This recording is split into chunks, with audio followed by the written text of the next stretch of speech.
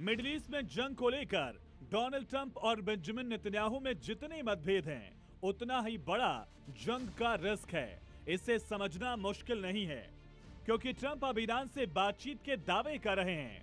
किसी बड़ी डील की तरफ बढ़ने की बात मीडिया के सामने आकर कर रहे हैं, लेकिन इजराइल की तरफ से ईरान पर हमलों में कोई कमी नहीं आई। इसी तरह इजराइल के हमलों का जवाब दोगुनी ताकत से ईरान भी दे रहा है। तो फिर ट्रंप के मास्टर प्लान का क्या होगा? ट्रंप का दावा, जंग जल्द होगी खत्म। ट्रंप की बात पर आपने गौर किया होगा तो उन्होंने साफ कहा कि वो निश्चित नहीं कह सकते। तो सवाल है कि अमेरिका के खिलाफ ईरान पर हमले को अब तक लीड कर रहे ट्रंप के बयान में यह निश्चितता आई कहां से? ट्रंप जंग रोकना चाहते हैं, नेतन्याहू का हमला जारी। ये तो बात पिछले कई दिनों से क्लियर हो चुकी है। ईरान से आगे की जंग पर ट्रंप और नेतन्याहू के रास्ते अलग अलग हो चुके हैं।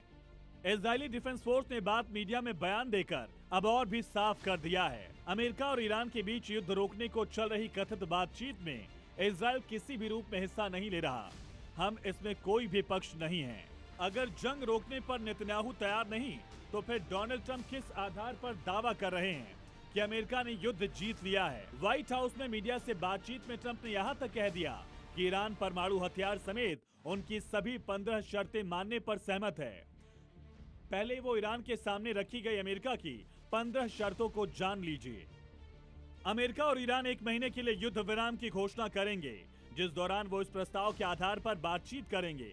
ईरान की ओर से विकसित सभी परमाणु क्षमताओं को खत्म करना होगा।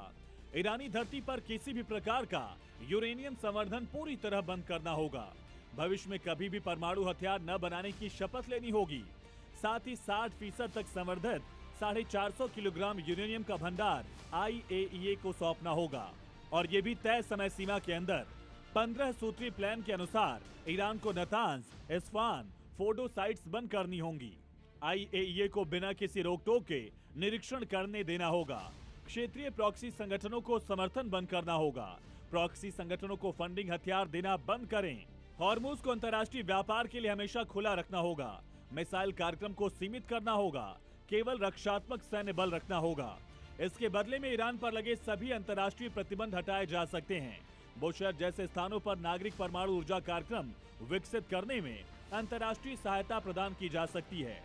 प्रतिबंधों को स्वचालित रूप से फिर से लागू करने वाला स्नैपबैक तंत्र हटा दिया जाएगा। ट्रंप कह रहे हैं कि ईरान ने उनकी 15 शर्तें मान ली हैं। इस पर बातचीत अच्छी दिशा में चल रही है, लेकिन एक पत्रकार ने जब उनसे इन 15 शर्तों के बारे में पूछा तो बगले झांकने लगे। लेकिन ईरानी मीडिया में जो सुर्खियां हैं, उसके मुताबिक अमेरिका के 15 सूत्रीय एजेंडे का जवाब ईरान ने 6 शर्तों के साथ दिया।